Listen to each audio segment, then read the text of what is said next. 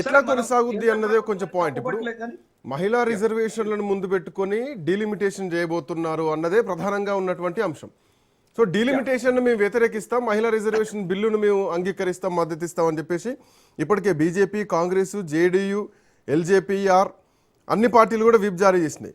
2023లో ఏకగ్రీవంగా ఆమోదం పొందినటువంటి రిజర్వేషన్ బిల్లు ఈసారి ఆమోదం పొందేటువంటి అవకాశం లేకపోవచ్చేమో అన్నటువంటి అనుమానాలు కనిపిస్తున్నాయి. ఎందుకంటే 3 పాస్ అవుతాయా, దాంట్లో 2 క్రియాశీలకమైనవి అని చెప్పాలి. సో ఎంతవరకు ఇది పాస్ అవుతాయి అన్నదే పాయింట్.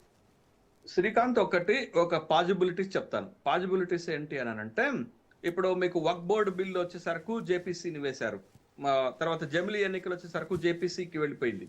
అయితే ఇప్పుడు ఇక్కడ సమస్యలా మహిళా రిజర్వేషన్ బిల్లు పైన సమస్య లేదు. ఇది ఆల్రెడీ చట్టము, ఇది ఆల్రెడీ 2 సభలు ఆమోదించి బిల్లు పాస్ అయినటువంటి సందర్భంలో ఇప్పుడు ఒక సవరణలు మాత్రమే వస్తున్నటువంటి సందర్భంలో దీన్ని వ్యతిరేకిస్తాయని నేనైతే అనుకోవటం లేదు.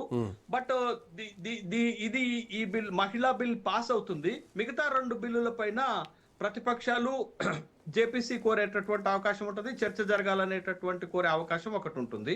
ఇది పాయింట్ 1. రెండోది ఏంటి అని అంటే, హాజరైనటువంటి సభ్యుల్లో 2/3 ఉండాలి. కాబట్టి ఒకవేళ విపక్షాల నుంచి కొన్ని పార్టీలు హాజరు కాకుండా ఉంటే బిల్లులను పాస్ చేసుకొని పోయేటటువంటి అవకాశం ఎక్కువగా ఉంటుంది. బిల్లులు పాస్ అవ్వటానికి 60% అవకాశం ఉంది. ఒక 40% చర్చ కోసం జేపీసీకి వెళ్ళటము, లేకపోతే దీని మీద చర్చ జరిగేటటువంటి అవకాశం ఉంటుంది. లేదా కొంతమంది విపక్ష సభ్యులు గైరు హాజరైతే ప్రభుత్వం కావాల్సినటువంటి మెజార్టీ తోటి 2/3 మెజార్టీ తోటి బిల్లులను పాస్ చేసుకుని పోయే అవకాశం ఉంటుంది. కానీ మహిళా బిల్లుకి అభ్యంతరాలు వస్తాయని నేనైతే అనుకోవట్లేదు. అది సాఫీగానే ఆమోదంలోకి వస్తుంది. లేకపోతే ఏదన్నా చిన్న సవరణలు ప్రతిపక్షాల నుంచి వస్తే ఆ సవరణలు కేంద్ర ప్రభుత్వం అమలు చేసేటటువంటి అవకాశం ఉంది. కాబట్టి మహిళా బిల్లు విషయంలో అభ్యంతరాలు లేవు. 99% అది ఆమోదం పొందుతుంది. బట్ మిగతా 2 బిల్లుల విషయంలో జరిగే 2 పరిణామాలు, ఒకటి జేపీసీ కన్నా వెళుతుంది, లేదా హాజరైనటువంటి సభ్యుల్లో 2/3 మెజార్టీ తోటి ఆ 2 బిల్లులను కూడా ఆమోదింపజేసుకునేడానికి అవకాశం ఉంటుంది. ఇప్పటి వరకు నేను మోడీ ఎన్డీఏ ప్రభుత్వము కేంద్రంలో అధికారంలోకి వచ్చిన తర్వాత ఏవో కొన్ని విషయాల్లో వెనకడుగు వేశారు తప్ప ఆల్మోస్ట్ ఆల్ వాళ్ళు ఏదనుకుంటే అది సాధించుకొని బిల్లులు పాస్ చేసుకొని పోయినటువంటి సందర్భాన్ని చూసాము. బట్ ఈ 2 బిల్లుల ఆవశ్యకత ఉంది దేశానికి. 2 బిల్లులు పాస్ అవ్వాల్సినటువంటి అవసరం ఉంది. ఎందుకంటే మహిళా ఇంట్రెస్ట్ ని కాపాడటానికి మహిళా బిల్లు ఆమోదం పొందాల్సిన అవసరం ఉంది. ఇప్పటికే 50 ఏళ్లుగా నియోజకవర్గాల పెంపు జరగలేదు, డీలిమిటేషన్ జరగలేదు. అది జరగాల్సినటువంటి అవసరం ఉంది. కాబట్టి అవసరమైతే ఉంది, బట్ అభ్యంతరాలు కూడా ఉన్నాయి. అవసరంతో పాటు అభ్యంతరాలు కూడా ఉన్నాయి. ఆ అభ్యంతరాలను కేంద్ర ప్రభుత్వం గనక సాటిస్ఫై చేయగలిగితే, ఇప్పటికే ఒక ప్రతిపాదన ఉన్న దాంట్లో బెస్ట్ ప్రతిపాదన ఏంటంటే 50% పెంచటం అనేది ఒక విధంగా మనం యాక్సెప్ట్ చేయాల్సినటువంటి ప్రతిపాదనే. అంతకంటే మంచి ప్రతిపాదన అనేది కేంద్ర ప్రభుత్వం దగ్గర లేదు. తర్వాత విపక్షాలు కూడా ఆ సజెషన్ చేయలేకపోతున్నాయి. కాబట్టి బట్ 50% పెంపుతోటి నియోజకవర్గాల రిజర్వేషన్లు కానీ నియోజకవర్గాల పునర్విభజన కానీ ఈ 2 కూడా జనాభా లెక్కల మీదనే ఆధారపడి ఉంటుంది. సో జనాభా లెక్కల ప్రకారం చూసుకున్నా కానీ ఆ డేటా రావడానికి ఇంకొక 2 సంవత్సరాలు పట్టొచ్చు. సో ఈ టైం చూసుకున్నా కానీ ఈ పునర్విభజన నియోజకవర్గాలకు సంబంధించి ఇది 2030కి 29కి అయ్యేటువంటి అవకాశం ఉందా, లేదంటే 2034 వరకు పోయేటువంటి పరిస్థితులు ఏమైనా ఎక్స్పెక్ట్ చేయవచ్చా? It's a good question Srikanth. ఏంటి అని అంటే, ఇప్పుడు ఇక్కడ మనం గమనించాల్సింది, కేంద్ర ప్రభుత్వము ఈ బిల్లుల వెనకాల పొలిటికల్ ఇంట్రెస్ట్ ని ఎక్స్పెక్ట్ చేస్తుంది. ఇది సమస్య. అసలు యాక్చువల్ గా మనం చూడాల్సినటువంటి అంశం ఏంటంటే, ఈ బిల్లులు దేశానికి అవసరమే, కానీ కేంద్ర ప్రభుత్వము ఈ 2 బిల్లుల వెనకాల పొలిటికల్ ఇంట్రెస్ట్ ని క్యాష్ చేసుకోవాలనేటటువంటి ప్రయత్నం చేయటం వల్లనే ఈ గందరగోళం ఏర్పడుతుంది అనే విషయాన్ని గమనించాలి. యాక్చువల్ గా ఏంటి అని అంటే, 2027 చివరి నాటికి మనకు జనాభా లెక్కల సేకరణ పూర్తి అయితే అప్పుడు డీలిమిటేషన్ కమిటీ వేస్తే దానికి 2 సంవత్సరాలు కావాలి. 2 సంవత్సరాలు అంటే 2029 నాటికి అది పూర్తి అవ్వదు.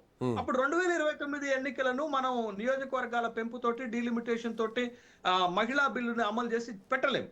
అది 2034కు పోతుంది. అయితే కేంద్ర ప్రభుత్వం ఇప్పుడు ఆలోచన చేస్తుంది ఏంటంటే, 2027 చివరి నాటికి ఈ జనాభా లెక్కల సేకరణ పూర్తి అవుతుంది కాబట్టి కమిషన్ వెయ్యలేము, సరైన రిపోర్ట్ రాదు కాబట్టి 2011 జనాభా లెక్కలు పూర్తయి ఉన్నాయి కాబట్టి దాన్ని బేస్ చేసుకొని ఈ నియోజకవర్గాల పునర్వ్యవస్థీకరణ, నియోజకవర్గాల పెంపు, తర్వాత మహిళా బిల్లు ఆమోదం, మహిళా బిల్లుని ఇంప్లిమెంట్ చేయటం అనేది వాళ్ళు తీసుకొస్తుంది.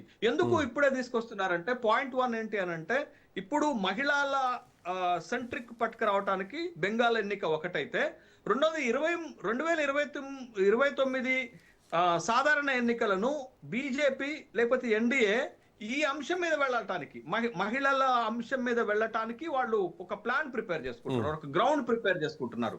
మూడోది ఏంటి అని అంటే, నియోజకవర్గాలను పెంచటం వల్ల, నియోజకవర్గాల పునర్వ్యవస్థీకరణ వల్ల ఇప్పుడున్న గవర్నమెంట్ లో ఉన్నటువంటి ఎన్డీఏకి అడ్వాంటేజ్ ఉంటుంది. ఆ అడ్వాంటేజ్ ని ఉపయోగించుకునేటటువంటి క్రమంలోనే ఈ 3 అంశాలు, ఒకటి బెంగాల్ ఎన్నిక, రెండోది 2029 పొలిటికల్ అజెండా, ఎలక్షన్ అజెండా, మూడోది డీలిమిటేషన్, నియోజకవర్గాల పెంపుతోటి వచ్చే అడ్వాంటేజ్ ని తను క్యాష్ చేసుకొని 4వసారి కూడా అధికారంలోకి వచ్చే ప్రయత్నం.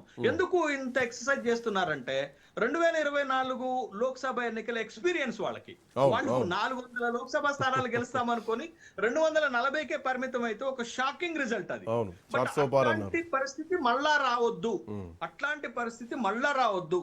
ఏకపక్షంగా 300 దాటి గెలవాలి అని అంటే లెక్కకు ఇప్పుడు 850 అంటే ఎంత రావాలి? అప్పుడు మెజార్టీకి కావాల్సినటువంటి సీట్లు 426 రావాలి. 426 మెజార్టీకి కావాల్సినటువంటి సీట్లు రావాలి అని అంటే ఇప్పుడు ఎక్సర్సైజ్ చేస్తున్నారు. ఒకటి బెంగాల్ లో వచ్చే అడ్వాంటేజీ, తర్వాత 2029 ఎలక్షన్ స్ట్రాటజీని మహిళా ఓట్లతోటి నిర్ణయించుకోవటం, మూడోది మనం అధికారంలో ఉన్నప్పుడే ఈ నియోజకవర్గాల పెంపు, నియోజకవర్గాల పునర్వ్యవస్థీకరణ జరిగితే మనకు అడ్వాంటేజ్ అయ్యే విధంగా చేసుకోవచ్చు అనేది చిన్న ఎగ్జాంపుల్ చెప్తాను.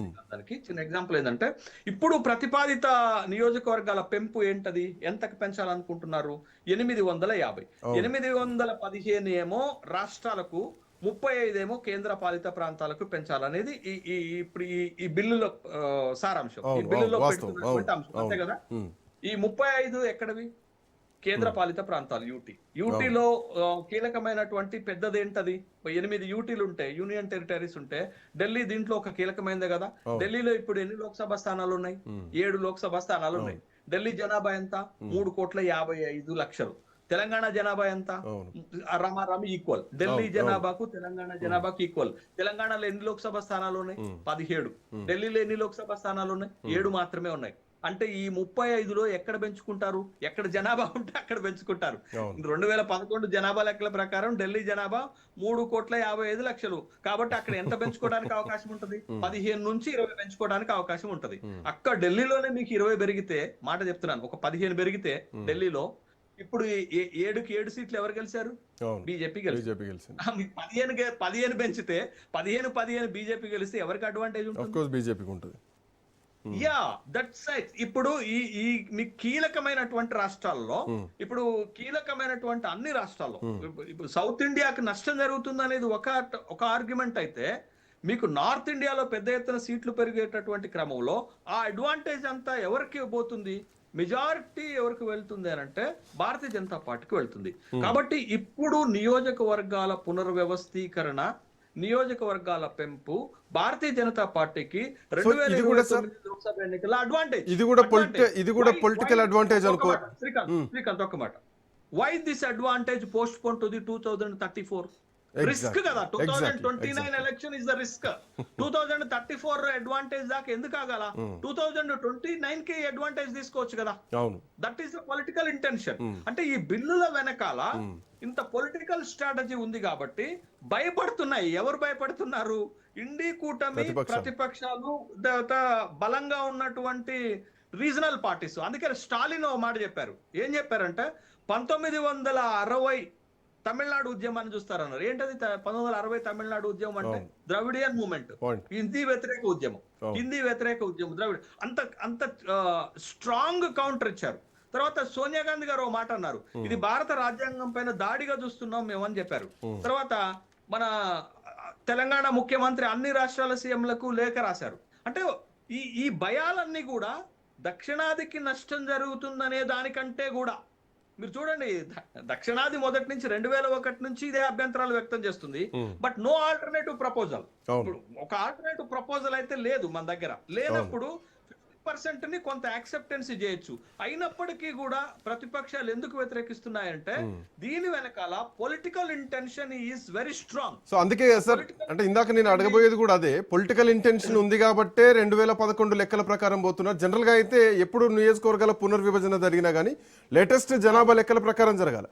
బట్ ఇప్పుడు ఆ లెక్కల వరకు వెయిట్ చేస్తే గనక ఈ లెక్క మీరు అన్నట్టు 2034 వరకు వెళ్లాల్సి వస్తుంది. ఈ లోపే ఎన్నికలు ఉన్నాయి కాబట్టి 2011 లెక్కలు తీసుకొస్తున్నారు, మహిళా రిజర్వేషన్ బిల్లు తీసుకొస్తున్నారు, నియోజకవర్గాల పునర్విభజన చేస్తున్నారు. సో కంప్లీట్లీ పొలిటికల్ ఈక్వేషన్స్ కనిపిస్తున్నాయి దాంట్లో కూడా. మళ్ళీ ఎలక్షన్స్ మూమెంట్ లో మోడీ ఎలక్షన్ క్యాంపెయిన్ ఏంటది?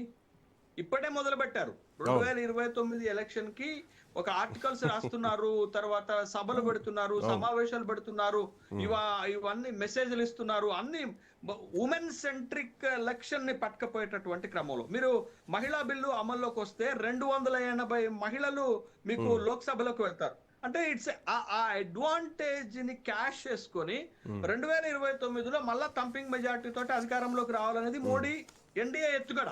బట్ వీళ్ళు భయపడేది కూడా అదే. ప్రతిపక్షాలు భయపడేది ఏంటంటే ఇప్పుడు ఈ బిల్లులతో వచ్చే అడ్వాంటేజ్ అంతా గంపగుత్తగా ఎన్డీఏ ఎత్తుకపోతుంది, మోడీ ఎత్తుకపోతున్నాడు అనేటటువంటి ఉద్దేశంతో వీళ్ళు అబ్జెక్షన్స్ వ్యక్తం చేస్తున్నారు. అయితే వీళ్ళు అబ్జెక్షన్స్ వ్యక్తం చేసే క్రమంలో వీళ్ళు తీసుకుంటున్న జాగ్రత్త ఏంటంటే మహిళలకు వ్యతిరేకంగా, మహిళా బిల్లులకు వ్యతిరేకంగా మాట్లాడితే రాజకీయంగా నష్టం జరుగుతుంది కాబట్టి మహిళా బిల్లుకు మాకు అభ్యంతరం లేదు, కానీ నియోజకవర్గాల పెంపు. బట్ ఇది ఎట్లా ఉన్నదంటే ప్రతిపక్షాలకి ప్రాణ సంకటం లెక్క మారిపోయింది సార్. మరి అంటే ఎన్నికల ప్రచారం జరుగుతున్నటువంటి టైంలో, చాలా సున్నితమైనటువంటి టైంలో, ఒకవైపు ప్రచారాలు జరుగుతున్నటువంటి టైంలో మధ్యలో తీసుకొచ్చి పార్లమెంట్ సమావేశాలు పెట్టడం. సో ఇది అంటే ఎంతవరకు ఓట్లలో చేంజ్ తీసుకురావచ్చు? అట్లీస్ట్ ఒక 4 to 5% మహిళా ఓట్లను ఏమైనా లాక్కోగలుగుతుంది అనుకోవచ్చా? చాలా ఇంకొక విమర్శ ఏమొస్తుందనంటే, ఇప్పుడు దేశంలో చాలా కీలకమైనటువంటి రాష్ట్రాల్లో ఎన్నికలు జరుగుతున్నటువంటి క్రమంలోనే ఇంత కీలకమైనటువంటి బిల్లులను చర్చ ఎందుకు తీసుకొచ్చారు, ఇంత కీలకమైన బిల్లు ఎందుకు తీసుకొచ్చారు? 2 పాయింట్స్ ఉన్నాయి దీంట్లో. ఒకటి, ఇంత పెద్ద చర్చ తీసుకురావడానికి, దీంట్లో మహిళలను ముందు పెట్టుకోవడానికి ప్రధాన కారణం బెంగాల్ లాంటి ఒక కీలకమైనటువంటి రాష్ట్రాల్లో అడ్వాంటేజ్ తీసుకోవటం. రెండోది ఏంటి అంటే ఈ గందరగోళంలో నేను బిల్లులు పాస్ చేసుకొని వెళ్ళటం. అంటే ఇప్పుడు సపోజ్ ఈ నియోజకవర్గాల పునర్వ్యవస్థీకరణ, నియోజకవర్గాల పెంపుకి తీవ్రంగా వ్యతిరేకిస్తున్న రాష్ట్రం, నాయకత్వం వహిస్తున్న రాష్ట్రం ఎవరు? స్టాలిన్, తమిళనాడు. ఇప్పుడు తమిళనాడులో ఏం జరుగుతుంది? 23కి ఎలక్షన్ ఉంది. ఇప్పుడు 16, 17, 18న లోక్సభలో మీరు బిల్లులు పెడితే 23 నాడు వాడి దగ్గర ఎలక్షన్ ఉంటే వాళ్ళు ఏం పోరాడతారు? మన సాధారణ సమయంలోనైతే వాళ్ళు రోడ్లు ఎక్కేటోళ్ళే, పెద్ద ఎత్తున ఉద్యమం చేసేటోళ్ళే. ఇప్పుడు వాళ్ళు ఎలక్షన్ చేయాలా లేకపోతే దీని మీద పోరాడాలా? ఏది ఇంపార్టెంట్? వాళ్ళకి ఎలక్షన్ చేయటం ఇంపార్టెంట్. కాబట్టి ఈ గందరగోళంలో బిల్లులను పాస్ చేసుకొని పోవాలనేటటువంటి ఎత్తుగడ కేంద్ర ప్రభుత్వాన్ని. పాపం ఇప్పుడు ఇదేమంటాం కదా, పిల్లి ఎలుక సంకటాలు అన్నట్టు, ప్రాణ సంకటాలు అన్నట్టు, ఇక ప్రతిపక్షాలు ఒక ఆత్మరక్షణలో పడిపోయినాయి. బట్ ఇది complete 2029 election strategy by the NDA.